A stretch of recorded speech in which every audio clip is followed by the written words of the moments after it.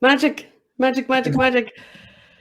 Nicky joined me last month for a conversation that we called Humanity Rising, and we decided to come together again for part 2 of this, for Nicky to share something that's close to his heart at the moment, and that is healing ancient wounds through your present life story. So without any more pause or technical difficulties, what does healing ancient wounds through your present life story mean to you? Sit back and relax for the next 24 hours, and I'll tell you. I'm very comfy. I'm ready to rock. Right. No, yeah. Well, it's a long story, and we're all on this story, as it were. But I'm not sure whether we're going to be able to cover what's coming. But we'll have a go. Yeah. We'll have a go. Yeah, I really just to say that whenever I write, say on my Facebook or my books and whatever, and whenever I stand up and speak, it's like I'm standing on a high hill with all of us, the whole of humanity, because while we're living our individual lives, we are collective. We've come here to do a job together. Their planet is rising in its frequency, and all of humanity is, and we're doing this together. And so we're in our separate lives doing it together. And this is what I see all the time. The connectedness of what's going on around me in human lives, and the connectedness on the world scene, and the connectiveness when we talk one-to-one, that what we are doing is enacting or playing out the old drama to free ourselves. Through our lives, we're freeing everybody. And so every one of us came here with a purpose, a soul purpose. The soul knows. So as human, and these things I'm telling you, you all know. Just want to paint a picture. So we came here. We heard the call, the grand call. Earth needs you. What does it need? It needs your light. It needs the light of all of us, because we're going somewhere different. Humanity is going somewhere different. It's going where it has never been before. It has been through the darkness, and so that darkness has to rise. So the pressure of the ages is upon us all. But we don't have to worry about the big picture. It's through our lives, because it's been perfectly balanced. All the obstacles, all the challenges, all the hurt, the pain, the trauma, we chose a certain portion of it and a certain manifestation of those unkind lies humans have accepted about themselves. Because humans are beautiful, and you just need to look at yourself or a baby, and you know the purity and the innocence of what it's like coming straight from God. And all of us have. But we had to do our journey. We had to do the old journey in some form. And the only way to really do it is to really have it. So the only way to forget is to forget who we are, and then we make our way back to this sovereignty, to this innocence of being, to this curiosity and joy of life. That is our purpose, to bring the light of our presence wherever we stand, wherever we go. And all of us have to do that. All of us in our own way, because each one is precious, unique, and different. And everyone is a piece of the grand jigsaw puzzle. The beauty of the human collective, of being human in 3D and knowing what 3D is. And I know you all know this. Everyone who comes to my wall and anybody else's timeline in this, what we call the spiritual milieu, have chosen. They were woken up to the fact that I need to know more, because what is presented to me is not it. There's something wrong. This misalignment that I have experienced, and you had to experience it. And now it's time to let it all go. So let's start. There's a number of levels we can take this, but I'd like to take it first of all to COVID. Because for me, COVID is a beautiful example of how wise humanity is. It's set up an organic that is playing out in all of us at all the levels, physical, emotional, mental levels. It's playing out, each in a different way for each person. Because if you think about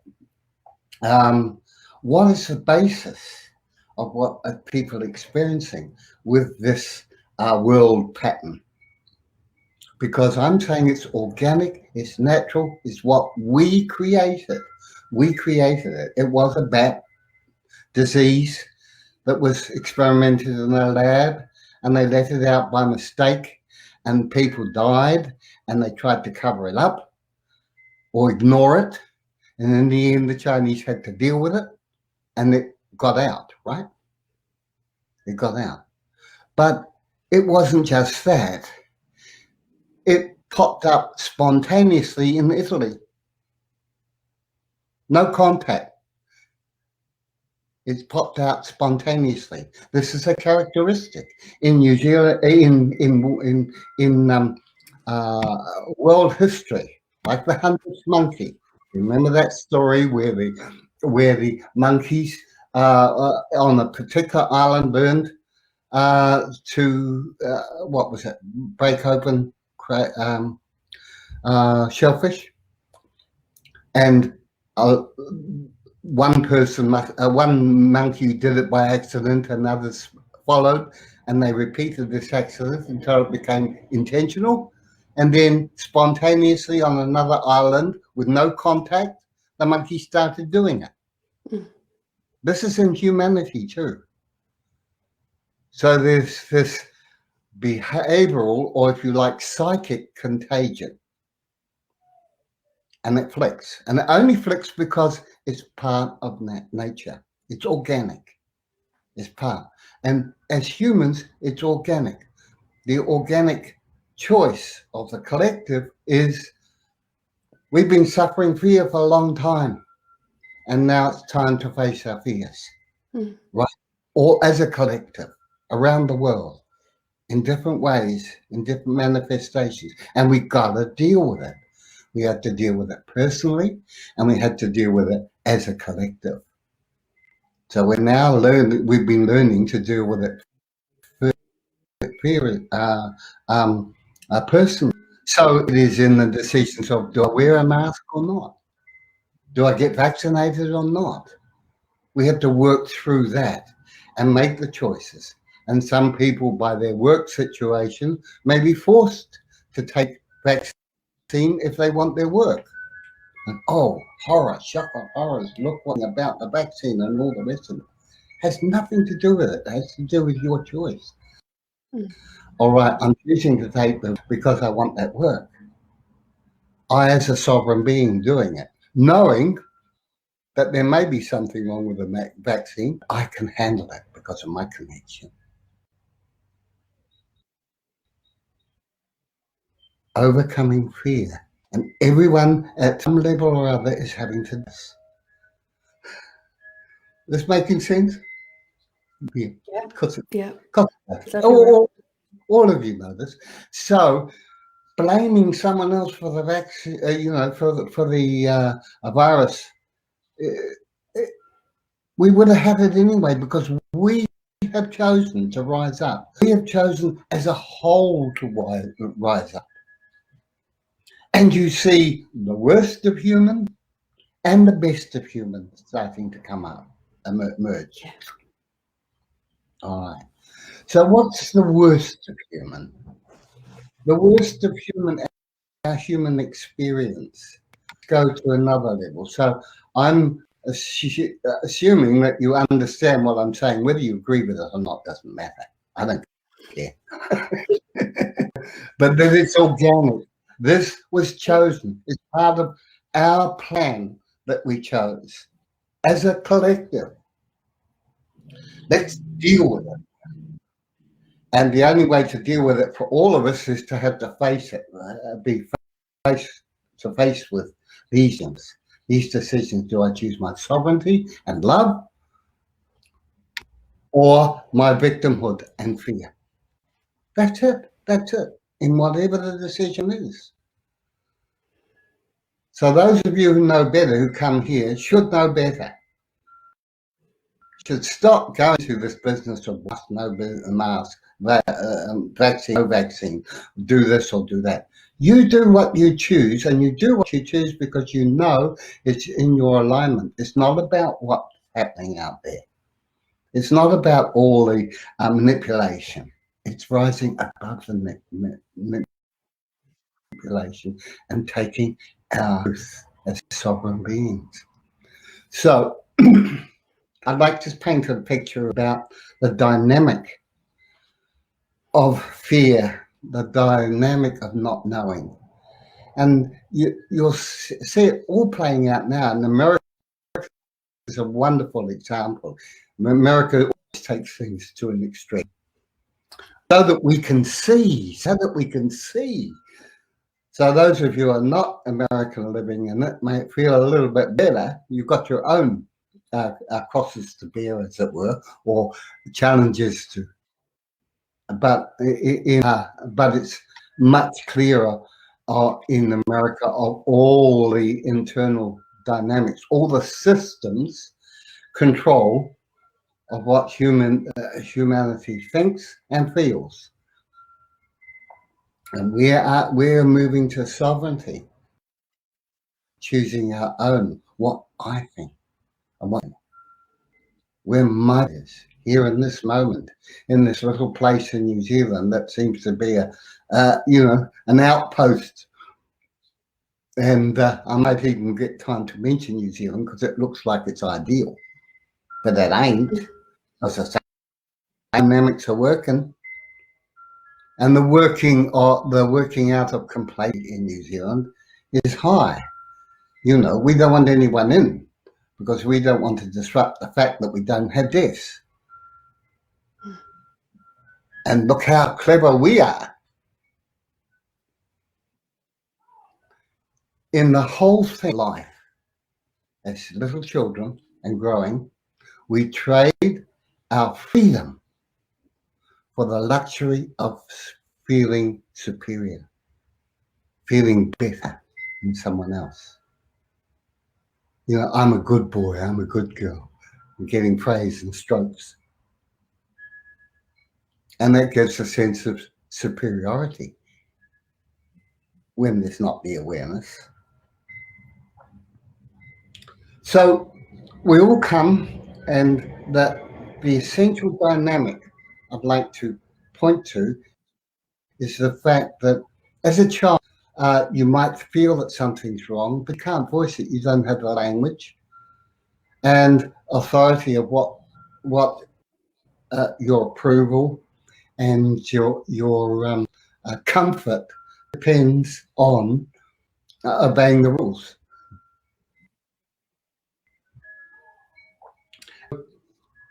From a very early age, we learn to deny feeling our own feeling of right. I mean, when you see a child, most children, and say they're bullied by someone, or another child, they're playing in the sandpit, and the child is spiteful or something like that. They come back in anger. They actually they go to their parent and been used at why someone would do that to them. It's not they're bad. There's no judgment. It's more about the feeling. You know, how could somebody do that? So there's no retribution, or we learn to be angry. We're angry when our truth is continually trodden upon. There are two responses to fear. One is cower in the corner, stop as small as you can, and hope that the bigger animal doesn't get you. Or you act fierce, you puff yourself up big and attack, and that is your means of defense to make an opportunity to be able to escape. And so we have people who are the ones who cower in the corner, make themselves small, and they're those we might say low self-esteem, and those who attack, the narcissists, the arrogant ones, and those who like to use force of will, force of words, physical force. Now we all grow up in school and in workplace, and when you've been living to a good age, you have so often in your life, right from young, had to deny your truth in order to fit in. Deny your truth in order to receive love. Or just deny your truth in order to try and receive love. So even in the simplest decision, with years and years of this experience, you have denied your own truth. And this makes us ashamed, guilty, feel unworthy. Self-doubt. Those comes from all those years of having denied our own truth. And we get to the stage in extreme at an adult age, and it happens much more if you've been working in institutions of any kind. You have this guilt and shame because you've been denying your truth in little things other people who in power have done, or the system requires you to do things which don't sit right, and you have to put those aside in order to manage yourself in those systems, denying your own truth. Now, all this is coming up, and it comes up through people's dreams, having negative dreams or repetitive negative dreams, or dreams that, you know, the dream where you have the same thing going over and over and over, and you have to wake up because you get so sick of it. And it might be something trivial, but it's over and over and over in your mind. Or the ones where the fear, people wake up with sweating. And there are people, who've contacted me all the time. I've been on Facebook, but now it's much more frequent. And I have two examples that come to mind. They're both registered nurses in their 60s who are suffering greatly and say things like, I've done my spiritual work. Why does this keep coming up? The fear or the anger. Well, they have every right to be angry. How often they've watched people, others, say doctors, not just blaming doctors, but doctors giving them orders that they had to carry out as a nurse, and they don't think it's right, but they had to do it. They've seen some horrible things that happen in bodies, and the inhumane treatment of the patient for somebody's view of what's right to do. And this is a cumulative thing. So it's what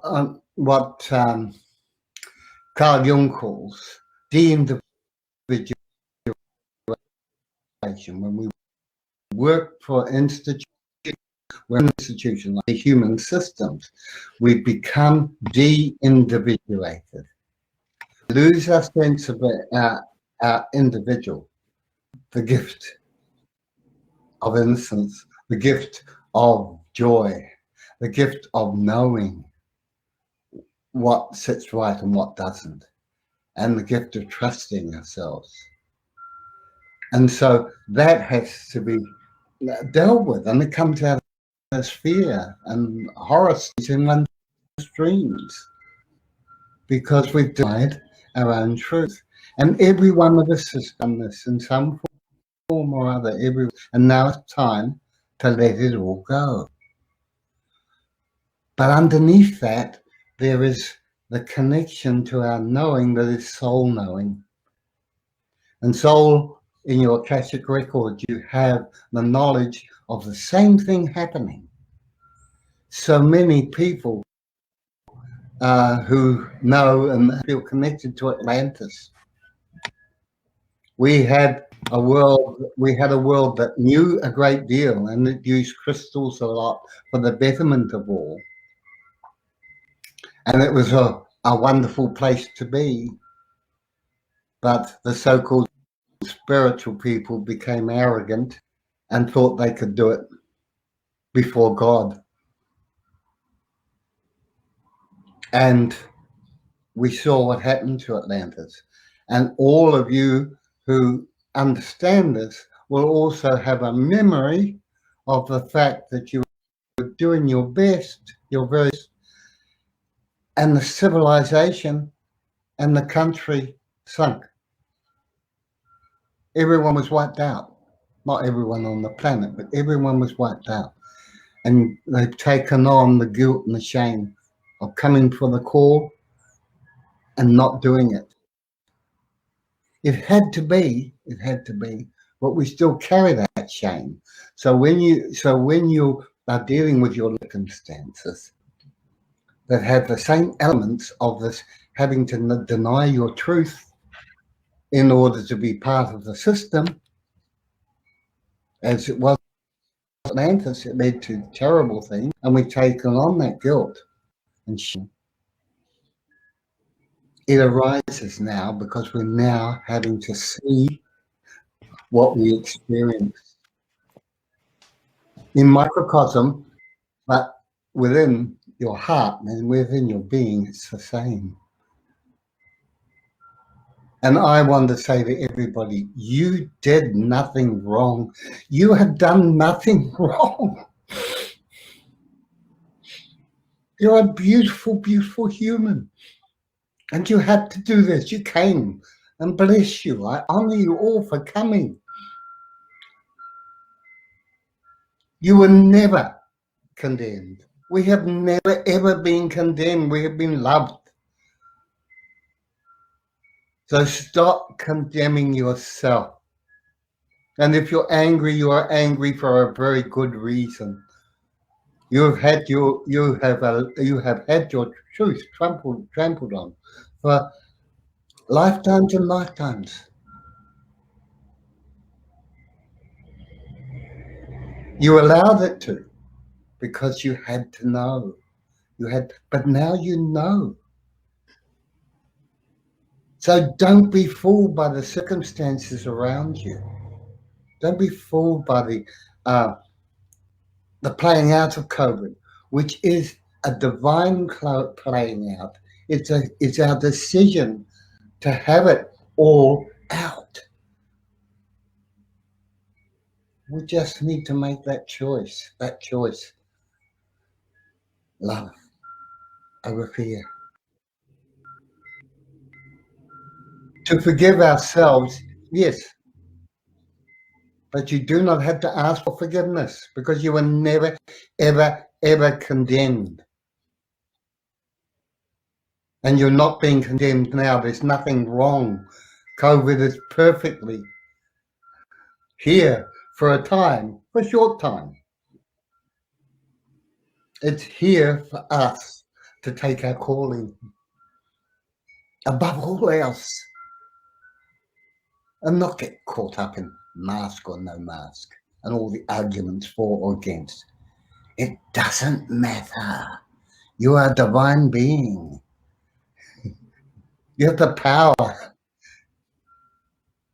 And we're building a new world, which means we let go of fear, precious souls.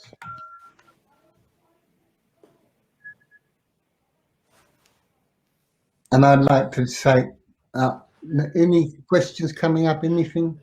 Yeah. No, I think everybody's as engrossed in what you're talking about here as I am. I'm like a sponge. I love what you're talking to, Nicky, and I love that you have chosen to tackle the topic of fear under the umbrella of COVID. It's the most perfect thing that you could have chosen to encompass everything in. If I can just go back for a minute or two, just to make sure that I'm following you all the way through here.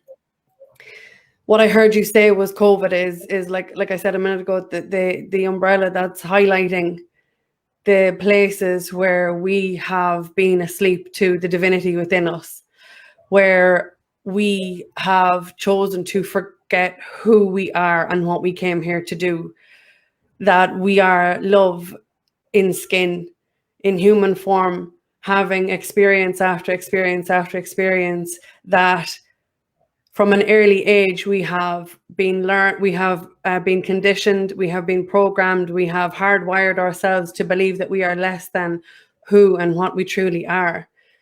That under the umbrella of COVID, for example, and many other things, we are getting to see any areas in our lives now highlighted very very massively, like amplified, that where something needs to give, where we do actually in fact need to step up and show up for ourselves. The quickest way to lose yourself back into the illusion and the story is to buy into the content of it, as opposed to deep dive and access the ancient, absolutely ancient wisdom that we have dormant within us. That knowing that we are love and we are loved and we are supported 24/7 throughout every single thing that we experience. If we would just get the heck out of our own ways and allow that space to tap into what it is that we individually have been trying to show ourselves experientially, as in via our own life experiences, areas where our sovereignty has been compromised, areas where we have not chosen to love ourselves, areas where we have said yes to something outside of ourselves and no to ourselves, and in turn dishonoring ourselves and our journey. And that if anything in a massive way, shape, or form is going down in somebody's world right now, it is you showing you the gap, the space, the opportunity to rise up again. That we have two very, very powerful things running side by side, and a choice point moment by moment which to feed. You're talking about feeding the wolf of fear or love. That we have the learned conditioning of our programming that was never love, or we have this ancient knowing that we are love, and moment by moment the choice to engage in one or the other. Yeah. Okay. Well said, darling. Well said. You would take time if you'd said it. You know, it's so big for everybody right now, Nicky. It really is. I mean, there are people across the planet who are completely losing their shit at this stage. We're a year into this picture, you know, and I think people are finding it really difficult because they're being asked time and time again to face themselves. And a lot of people really don't know how to do that and don't know how to sustain. They don't have the energy. They're weary, they're tired. They know that they know that it's time to step up, but a lot of people don't have the bandwidth for it sometimes. Some days we're flying high, like you said, some days we're falling low, and in the space in between it's a bit like this. Yeah. What would you say to people who are, like you're talking about the nurses there, for example? So just if I could go back into that example that you gave a second ago, in an environment like that, it's not about the doctor or the nurse. My understanding of what you're talking about was it's the energy, the underlying thing of for so long. What we have experienced is the conflict, the inner conflict, where we have suppressed our voices, suppressed our feelings, suppressed our emotions, because we traded those things. We traded our authenticity for acceptance. Yeah. And we're now in a society where I think this situation has pushed everybody to the max, so that they will really tap into themselves, tap into how they feel, with no more limitations, and say, no, this isn't okay, this isn't good enough, this ends now, or choose to stay in it. Right. Yeah. Yeah. I think the answer is sharing. I think the answer is sharing, not just sharing ourselves, but sharing with each other, because we remind each other. But it's this power in the simple things. In the simple things, let me give you an example. Yesterday, I went to a funeral, family funeral, and people coming from all around the country. And I come from a long line of big families, 6 or more.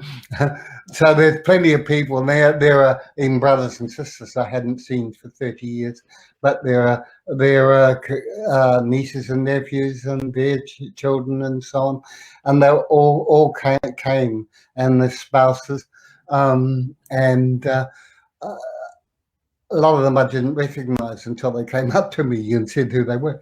But the thing was, for me, I noticed there was all sorts of family dynamics going on. But when I met somebody and I gave them a hug, particularly people, who closer, which I hadn't seen for ages, nieces and nephews and so on, I hadn't seen at all. And just whisper in the ear, I love you, as I gave them a real, genuine hug. They just melted. Mm. They just melted. There wasn't much words. They may have said words. I had not one rejection. Not one rejection. And I know that touch, that presence, which they have, that touch is their presence coming out, goes with them, goes with them. So it's in the simple things, it's not looking for the big task. Some of you will want to go out. There's a lot of people in this world now who are gradually starting community things, little community things, or bigger community things that will lead to it. And I know that the support will come, but not through saying this is what I'm going to do, but it's by doing something. And it's little. I suggest for people, even if it's 2 or 3, if you can have them in your home and do a meditation together and just speak about anything. And you're not a teacher, you're just sharing. You become a teacher if you have a bit more knowledge. But it's just about being together in harmony, just like we would in the tribal times. Be together, and there's acceptance of unity. That sort of thing, that's the stepping out. The stepping out is not big noting. The stepping out, not informing people what COVID's about and how they're enslaved. No, it's about the human kindness, the touch of human kindness. And everyone here can do that. Everyone here can do that. And if you can't do it physically, you can do it where you sit. You can connect to humanity, because there's a worldwide web of love, and it's growing and growing and growing. And every time you, with intention, just want to share your joy, you can share it and give it to that World Wide Web. And we have a grand, grand, grand company of heaven who, if you are willing and offer it, they will take it to where it's needed, because we're not alone. We're not alone in this. It's huge. We're now consciously taking our own sovereignty and acknowledging our presence and being willing to take that first for ourselves. And that's the choice of, I'm no longer a victim. I'm no longer a victim. I'm a child of God.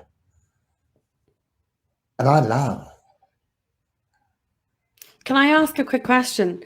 Yeah. To people who fall into, through no fault of their own, victim consciousness, because, well, we've all kind of swam there for quite some time, haven't we? So when we drop back into victim consciousness, can I ask, what do people need to do to change the vibration, change the feelings from within? If they You don't talked have, a couple of minutes. I was going to say, you talked a couple of minutes ago, for example, about anger, anger and frustration, and it's quite prevalent, at the moment, through a lot of us. To people who through, like I said, their life circumstances where they boomerang back round, they're on the upward slope one minute and then they kind of, they face plant back into the stories. Is there anything that you could share that might help somebody who really feels in the depths of these things and they don't understand them? And I was wondering if you could also possibly, I know this is kind of two questions at once, but the reason I asked this question is because the theme of what you wanted to speak of was ancient wounds. And I know that there's been sometimes, there's myself personally, people in my circle have been experiencing waves of indescribable emotion, anger, frustration, whatever it might look like, and not even have a reason for this, but it's there and they feel it and they know it and they feel the discord within themselves. Is there anything you could share to people if or when they're hit with waves of this? well, when anger's high, I mean, we've got a lot of fear of anger, because when you're angry, you feel your power, and for a lot of people, that's a lot to handle, how powerful you can be. So, but I would say, find a private space where you cannot be heard or seen and have it out. Have it out. Speak it out. Even if you don't know what it's at, just what you feel, speak it out. Take something that is going to make you feel better and smash it.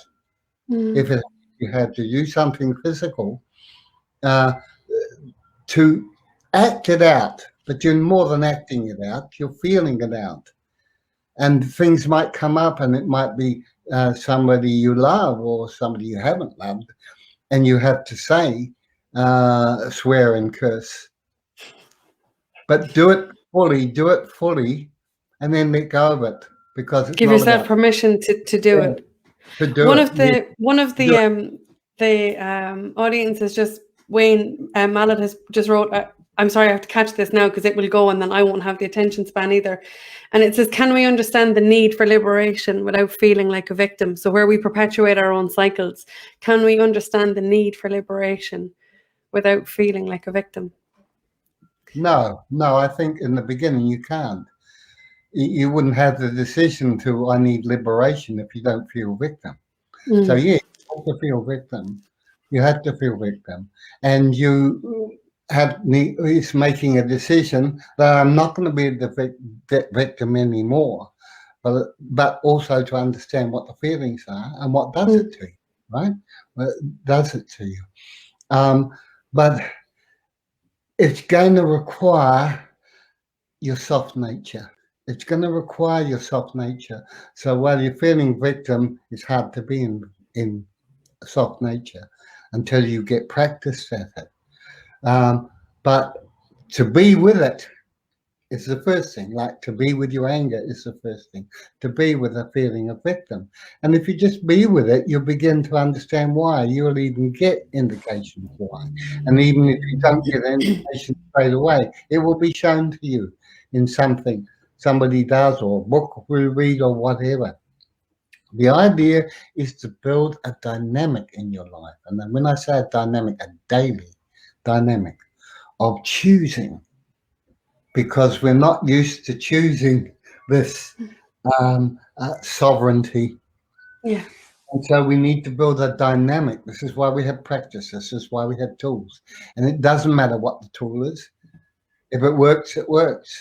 Until it doesn't, and you choose some other exercise. But it is daily choice of this is the time I sit with myself. And if I haven't got anything particular to handle, I just go into that peace. Because you will be shown, your soul will show you what you need. You don't have to go looking for it, but it's to be present. You see, how do you help someone else? You really help someone else by sitting beside them. In peace and equanimity, in love and compassion, and be with them. Yeah. You don't even have to say anything, or you may say a little. An arm around the shoulder. And with that, in that presence, a person get to know that they are seen. Without saying anything, they will get to know because their soul is getting them to rise. So we don't have to make them. We don't have to set it up for them. It's quick. And it might be in the conversation in the mall, me with a man the other day, and just talking about the weather and the conditions, that I can see the pain in his eyes. And he started talking about some particular thing. And I was able to share with him something that was relevant to him. And he said, "Oh, thank you. This makes so much sense."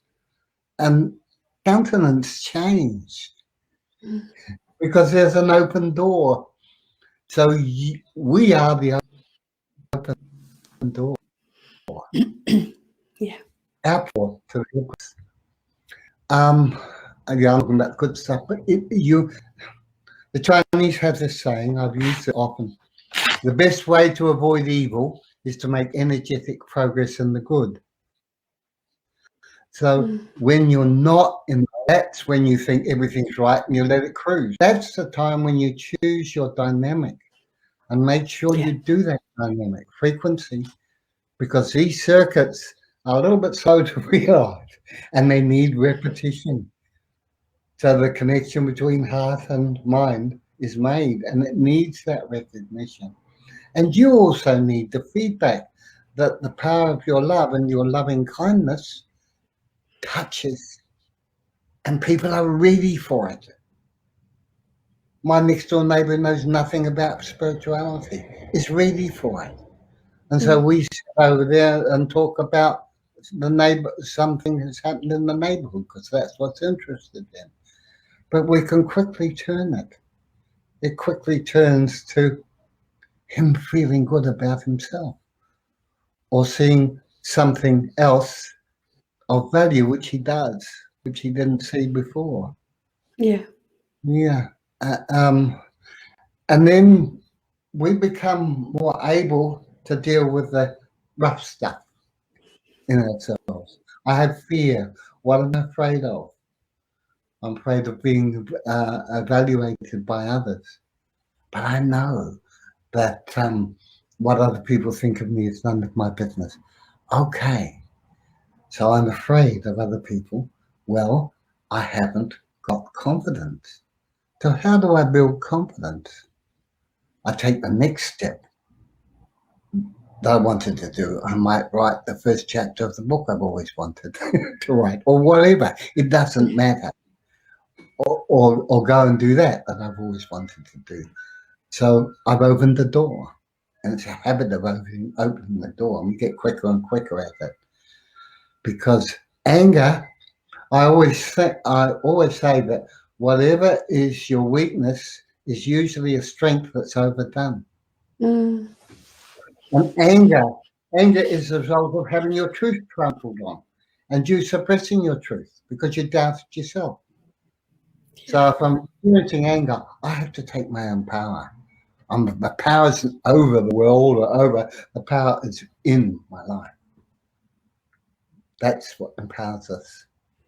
And thus the anger really does recede. We can still say, no, no way. But now it's truth, the power of truth, rather than the power of victimhood, which anger is.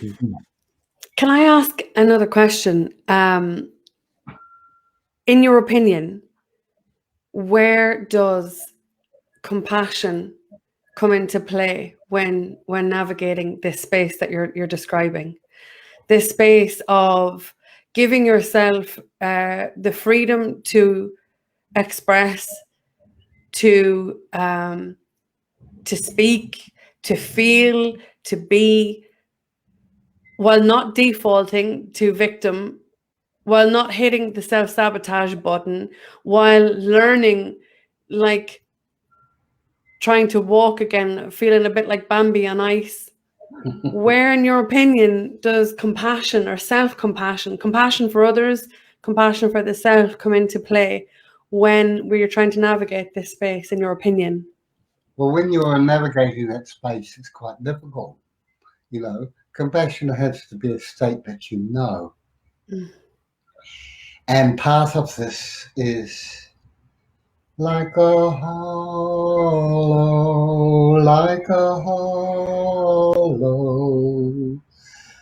bamboo, like a hollow bamboo. You see, it's a space where you can be. You have nothing particular to say or do. What the other does will maybe determine what you do next. But you're like a hollow bamboo with love pouring into it, right? That's compassion. And everybody knows it. Everybody knows it. It's not something we can grab. Compassion is the action of unconditional love. And you know, humans, I say this to all humans, that one of the reasons that we are so loved and admired by our company of heaven and all the star beings and so on is because human beings have been in a situation where they're learning love, compassion from every direction and from every walk of life and every kind of experience. And when we're complete and we are in the new world, sharing and creating and being together, the universe will want to know what we have, because we will have compassion on a vast, vast scale, because we've experienced it in so many different ways. How amazing is that? This is where we're going. This is where we're going. This is what we're doing now, is to know compassion. Compassion even for those who have been on the opposite side of victim, who are victimized. Mm.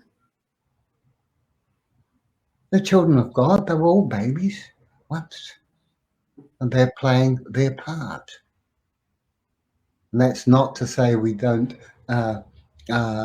do something about changing how we express things as human, but we won't do it by fighting the system. No. We do it by bringing something else, something new. This is the shift. And choosing in our circumstances to choose love first. It requires a dynamic of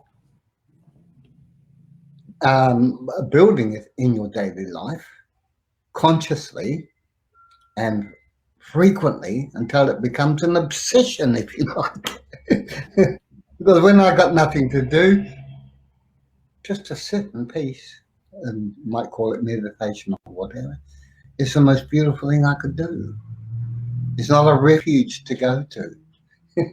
It's a place I wish to be from in all I do. But also, when I'm feeling something that's, if we say negative, anger or frustration or whatever, I have to be present with it. I have to be present with it. But now it's so quick that it doesn't get attached to anything for very long. And when it does, it's a gift. Please show me the next thing I need to know. Wow. Because I get the wow sooner. We get quicker and quicker at it. But with others, it's just being present. Because that's what they'll get. Which, like a trust. I know that when I look at what's happening and I see that people are still caught in the play that other people are controlling, there's still so much human kindness being meted out from person to person in the neighborhood. People are more aware of the value of others, their need to express support to each other, even if it's within a restricted frame of understanding. There's innocence. There's lots and lots of innocence going on, innocence of being, and a revaluing of that. That's what I see. All the things in the media and so on. Yeah, they're there. But spiritual, you spiritual people, a lot of them. I am amazed how easily you get caught up in these little decisions of, like the mask one is a beauty. Is a beauty. You'll make a decision. In private, you don't have to follow it at all. I mean, it doesn't matter. It doesn't matter. Who's the master? Who's the master? Can I just say, or bring you back to one thing there that you said? Yeah. So what I heard you say when we're in the everyday situations for whatever is unfolding moment by moment, a busy person's day. What I heard you say is to remember the choice you have in that present moment, how to react or respond, to tune into how you are feeling within your physical body, and respond or react accordingly. Yeah. Except, Melissa, it's just like when we say that, it's like we're making rules. Yeah, very much so, because when you're in the middle of it and somebody triggers you or I think it's better for me. It's better to allow it to be. Allow yourself to make mistakes if it's you're going to miss that was the other thing. Yeah, just being quicker at picking yourself up on it and not judging yourself on it. Aha, Nicky. Yeah, that was the other thing I wanted to ask, is because what I've experienced, and I know a number of people around me are experiencing, is the capacity to change their mind so quickly. What they had resonance with today isn't what they had resonance with 5 minutes ago, yesterday, 5 years ago. And then the mental battle that ensues when we try to, when we bring the mind in basically into it, compartmentalize, rationalize, do any of that thing that literally just pulls us more and more from our heart and back into our heads. In the space as things unfold, then is it fair to say Or can you even give your thoughts on allowing ourselves off the hook from ourselves? Yeah. Yeah, well, I remember a student coming to me years ago. It's the one that stuck as an example back now. We were talking about, we were studying Indian philosophy, and it was about attachment. And he came to me one day and said, "I think the important thing is to not to be attached, because if you're attached, that's it. You've got to be detached." So I said, "So you're attached to non-attachment." God bless. Wow. So for me, it's like, it doesn't matter if you trust yourself and you're prepared to be aware and conscious of it. In the beginning, you might be quite late in catching yourself and dealing with it, but you will if you choose. In another time, that made me so angry, and you feel the anger, so you deal with your anger there, and don't judge yourself for not doing it then. We get quicker and quicker because we've got to relearn what we knew when we were children. You get the aha immediately, and it's natural. That is natural within us. So we have to allow ourselves to do it. But it's requiring is your free will choice. It's like, I'm prepared to do this. I'm prepared to see anything. I'm prepared to feel victim. I understand it. Because as I understand it, I free myself from it. Because knowledge is freedom. Knowledge is freedom. If you're afraid, find out what you're afraid of, and know it, and the fear goes. Yeah, it's very powerful. Yeah, Listen to what you said there. I even the words, I'm open to getting this wrong. yeah. How liberating is that even? No. Okay. No, but I mean to even acknowledge it within myself that I would, the need to want to get something right, for example, and then even, I'm not saying that I want to repeatedly get things right. I'm just saying even giving myself permission for something to unfold in a manner in which I didn't want it to, hoped it wouldn't. It allows constantly for my growth and my expansion. We can do it we can do it this way. I'm just open to knowing. I'm just open to knowing, because then it's not right or wrong. Because sometimes things feel right, as you said before, one moment, and the next moment it wasn't correct. Yeah. Like, I can be counseling someone, and I get to the stage where I'm repeating myself, and it's a waste of time. And I say, listen, this is a waste of time. Don't waste your time or mine. Yeah. Go away. Now, they've gone. My ideals of a spiritual person, that doesn't sound very nice. Oh, good grief, what have I done? What are you doing, Nicky? But you sense the rightness of it, and you allow that. But you're also open to if it was wrong. Okay? Yes. It doesn't matter which way, you're open to that. Yeah. And I find when I trust that, the person always has got what they needed. Not big noting myself, because I was responding to them.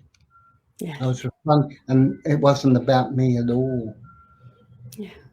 Because when I'm sitting beside someone, it's us. Just as my father always used to have this father-son kind of talk. And the very last time before he passed over some months later, and I couldn't be there, we were talking, and he was doing the father-son thing, and then it got to a stop, and I just stayed there present, because I love being with him. And he was silent. And for my father to be silent, that's something. And we sat there in silence. And there was two beings. at one. And I know it's like if there wasn't any peace between us, the peace was there. There was nothing more to say. There was nothing more to say. It was just the presence of being together. And this is what, I mean, like now, there's just silence, stillness. When we're together in truth, and as we gather more and more in this future that's coming, there's going to be a lot of us sitting in silence in community. Wow. Wow. And then there'll be chatter, chatter, chatter. And it's all part of us. It's all part of us.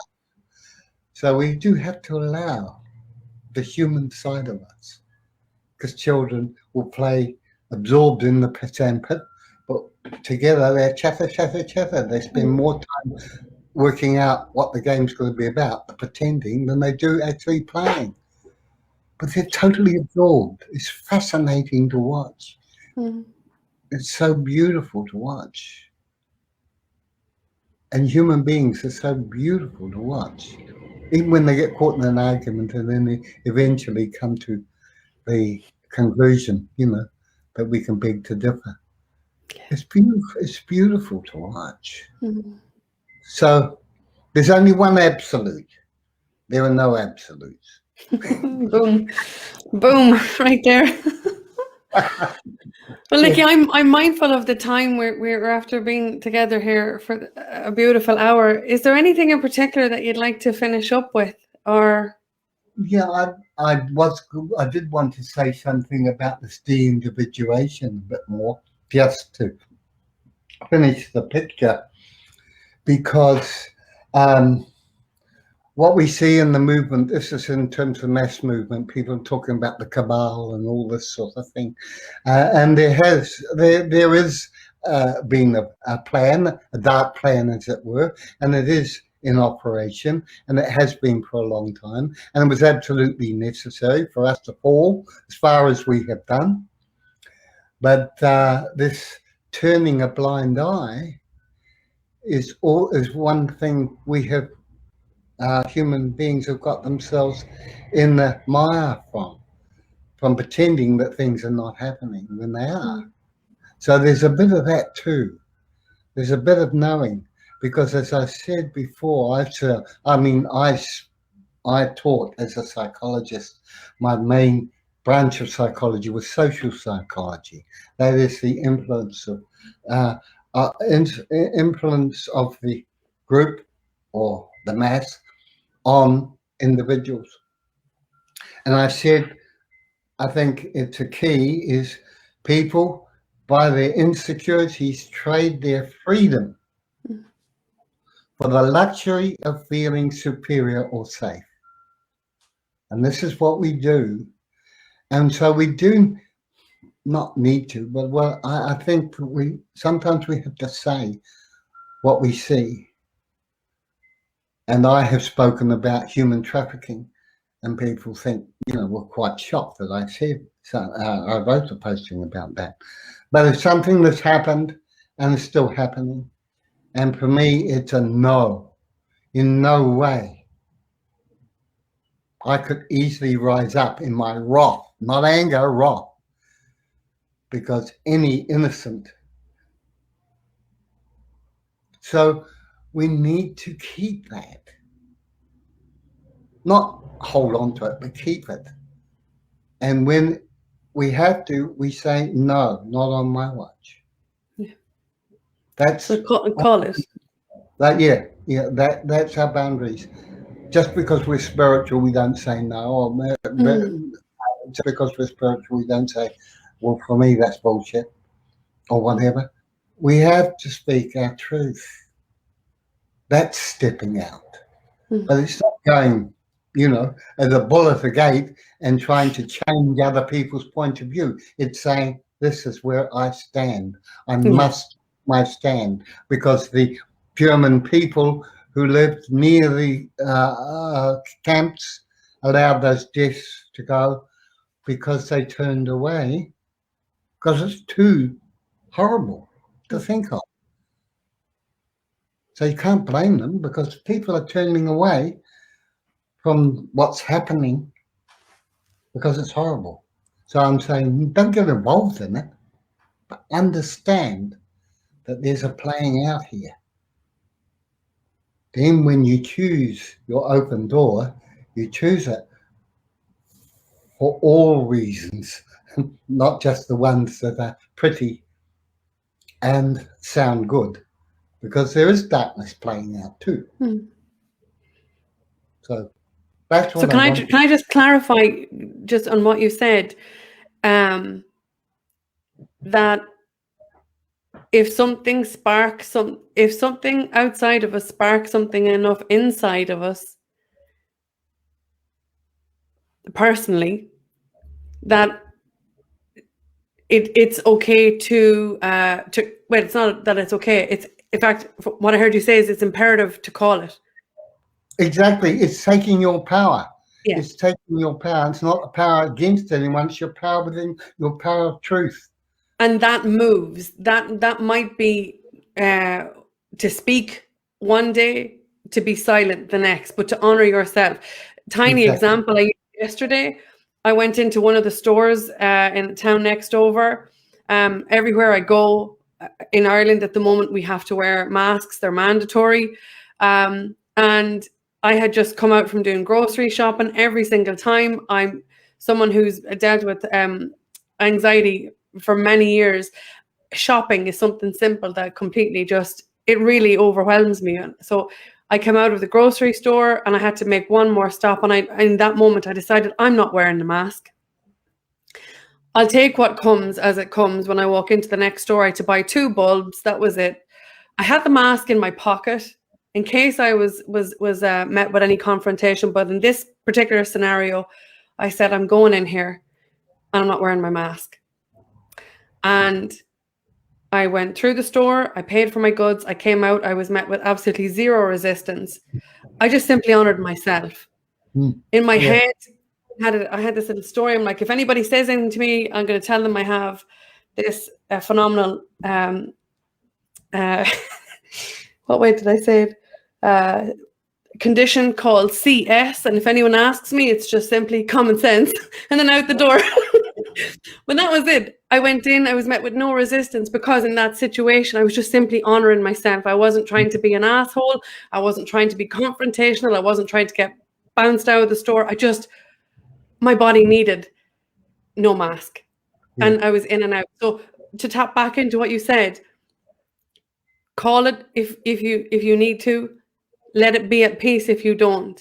But at all costs, honor the self. Yeah, and else, there is a magic. There is a magic so often when you make your decision in truth, not against anything, but for your alignment. Nobody sees it. No, there's no opposition, because this is the switching of timelines, right? This is a switch. You're in a different timeline, and this will often happen. But if it doesn't, if you are confronted, you just understand that you will deal with it. And you won't fight and scream and shout. You just deal with it. And if you have to make a move against what you choose, then you make it calmly, because you know where you belong.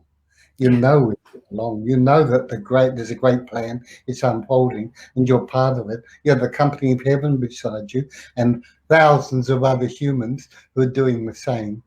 Wow. Wow. I love it. Well, listen, Nicky, we're going to have to leave it there, because Todd Medina is going to be hot on my heels here at 9 p.m. But it was an absolute pleasure as usual. Perhaps you might consider coming back for part 3 next month. Yeah. Well, I've got a book I'm writing. Well, it's collecting postings together at last, and I'm calling it Humanity Rising. Oh, epic. Now I didn't even know that, you see. Yeah, and a second book that will follow it's going to be called Beautiful Human. Awesome. And a beautiful human is exactly what you are. I really appreciate you joining me here tonight. Okay, in the future in New Zealand. And thank you to everybody who joined us here live and in the comments and on a replay. Until next time, thank you so much. I love you. I love you too.